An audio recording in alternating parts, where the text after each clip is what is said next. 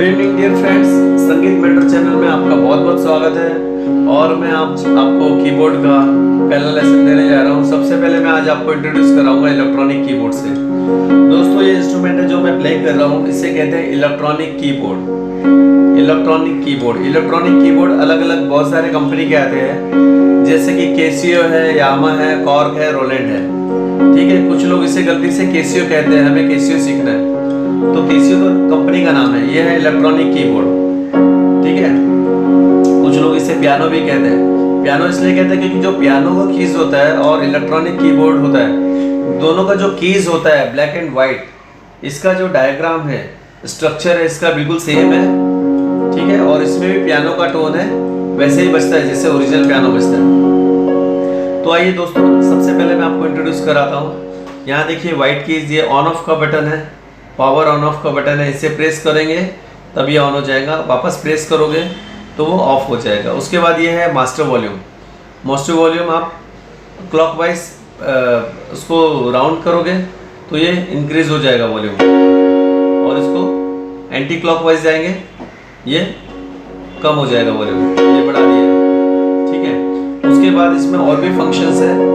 सबसे पहले यहाँ देख रहे हैं सॉन्ग, जो सॉन्ग लिखा है वो की प्रेस करेंगे और उसका नंबर आप सिलेक्ट करोगे यहाँ पे मेनू में देख के, तो आप उसमें पाओगे बहुत सारे गाने हैं जो आप सुन के सीख सकते हो, उसमें से धीरे धीरे सीख सकते हो। डेमोन्स्ट्रेशन दिया हुआ है काफ़ी सारे गाने का। उसके बाद में वॉइस का बटन है। वॉइस मतलब क्या होता है? Tone, different tones like piano, guitar, electronic keyboard, trumpet, flute, that way. जैसे आप वॉइस प्रेस किया आपने, अब आपको स्ट्रिंग्स प्ले करना है तो 0, 54, यहाँ देख के जो भी नंबर हो, सबके कीबोर्ड में अलग नंबर होता है, तो ये स्ट्रिंग्स शुरू हो गया।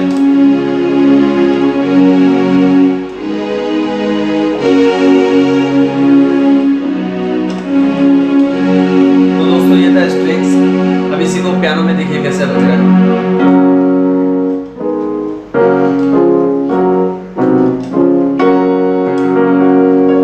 पियानो था। ऐसे डिफरेंट टोन्स में आप डिफरेंट सॉन्ग बजा सकते हो, या किसी भी सॉन्ग में दो चार जो भी डिफरेंट टोन यूज करते हैं वो आप इसमें से देख के उसको टोन को प्रॉपर आप लगा सकते हो। वॉइस को, इसमें वॉइस लिखा है। किसी इलेक्ट्रॉनिक कीबोर्ड में टोन भी लिखा होता है, किसी में रिदम लिखा होता है, उसी के बदले किसी में स्टाइल भी लिखा होता है। तो आइए स्टाइल पे आते हैं। Style means rhythm. तो उस गाने को जो रिदम सूट कर रहा है वो आपको स्टाइल प्रेस करना है, उसका नंबर दबाना है, और उसके बाद में स्टार्ट और स्टॉप का बटन है, उसको प्रेस करना है, तो ये बीट शुरू हो जाएगी। ठीक है, बीट शुरू होने के बाद में जो लेफ्ट हैंड का सेक्शन है आपका, ये अकम्पनीमेंट के लिए है। जो गाने को बैकअप मिलता है अकम्पनीमेंट से मिलता है आपको, तो आपको अकम्पनीमेंट ऑन करना है, ये की को प्रेस करना है। ACMP ऑन लिखा है यहाँ पे, वो प्रेस करने के बाद सॉन्ग के अकॉर्डिंगली आप इसको कॉर्ड पे बजा सकते हो।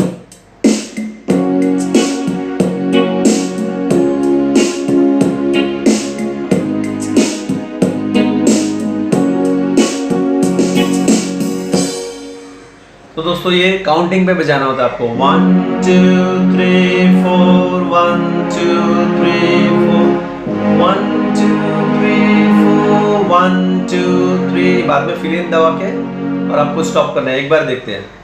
1 2 3 1 2 3 1 2 3 4 1 2 3 4 स्टॉप। तो दोस्तों ये मैंने एक डेमोन्स्ट्रेशन दे दिया आपको कि क्या क्या यूज़ करना है इसमें। सबसे पहले आपको यूज़ करना है वॉइस यूज़ करना होता है, आपको स्टाइल यूज़ करना होता है, उसके बाद में अकम्पनीमेंट का बटन यूज़ करना होता है, और किसी भी, जैसे ये हम लोग अभी प्ले कर रहे थे, अभी अगर आपको लग रहा है कि इसका स्पीड बढ़ाना चाहिए तो यहाँ पे टेम्पो का बटन दिया हुआ है, वो टेम्पो को आप प्रेस कीजिए। टेम्पो मीन्स उसका स्पीड।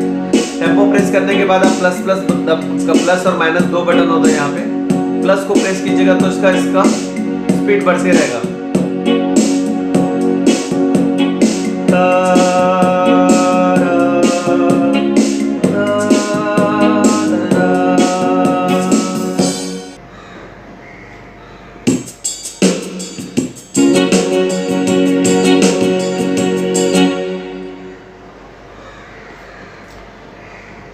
देखिए दूसरी बीट में मैं आपको बता रहा हूँ।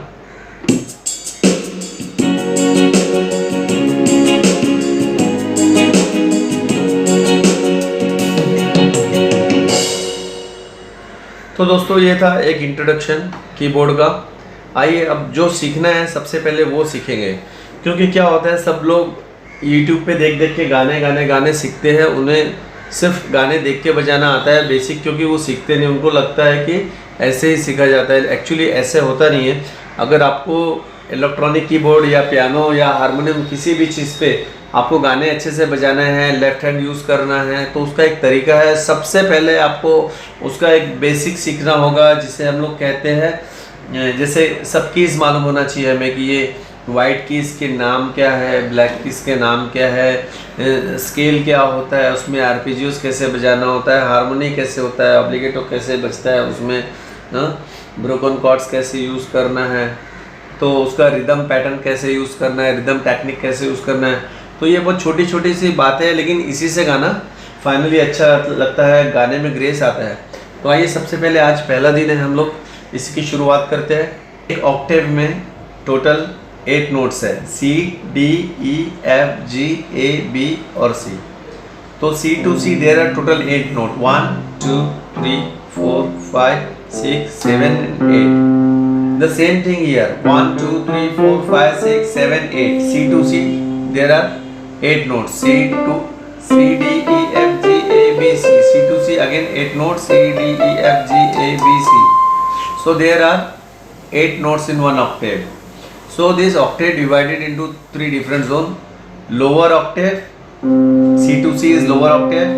Again from this C to this C, this is middle octave, and from this C to this C, upper octave.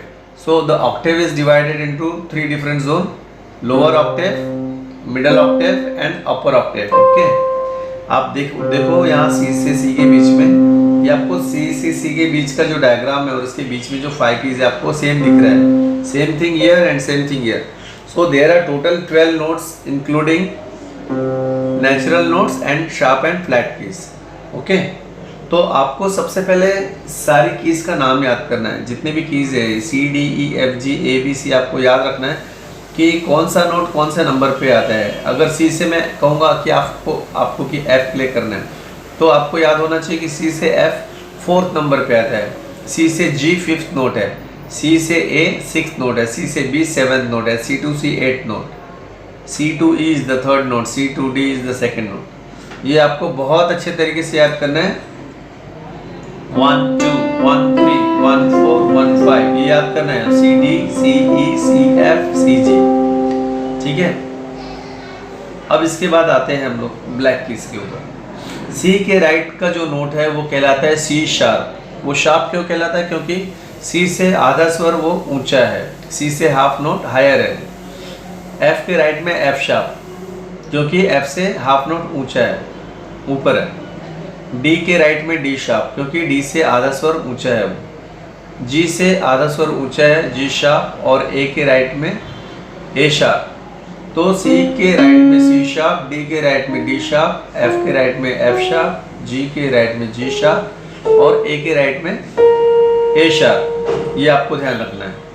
और D के लेफ्ट में D फ्लैट, E के लेफ्ट में E फ्लैट, G के लेफ्ट में G फ्लैट, A के left में A flat, B के लेफ्ट में B फ्लैट। तो ऐसे हर किस को आप 2 नाम दे सकते हैं, फ्लैट के हिसाब से भी और शार्प के भी हिसाब से। It means you to refer the same key for C sharp and D flat. C के लिए शार्प हो जाता है और D के लिए फ्लैट हो जाता है। तो कोई इसे C शार्प भी कहता है, कोई इसे D फ्लैट भी कहता है, ठीक है। तो आपको दोनों याद रखना है।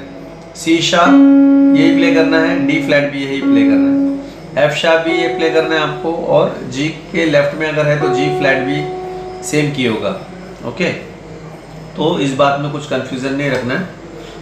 या आप ऐसे भी याद रख सकते हैं कि फर्स्ट नोट है जो C के साइड में, C के राइट साइड में है C शार्प, F के राइट में F शार्प, ठीक है। और E के लेफ्ट में E फ्लैट, A के लेफ्ट में A फ्लैट और B के लेफ्ट में B फ्लैट। ये ज़्यादा यूज़ किया जाता है। C sharp, F sharp, E flat, A flat, B flat. तो दोस्तों आज के इस लेसन में ये इंट्रोडक्शन काफ़ी है। समझने के लिए आपको सिर्फ याद करना है कि C D E F G A B C इतना ही याद करना है आपको, आगे कुछ नहीं करना है। और सी के राइट में सी शार्प, एफ के राइट में एफ शार्प, ई के लेफ्ट में ई फ्लैट, ए के लेफ्ट में ए फ्लैट और बी के लेफ्ट में बी फ्लैट, इतने याद कीजिए। तो दोस्तों आज के लेसन में इतना ही। अगले लेसन में मैं आपको एक नए गाने के साथ मिलूँगा या किसी नए कॉर्ड प्रैक्टिस या नए डिफरेंट लेसन के साथ मिलूँगा। धन्यवाद।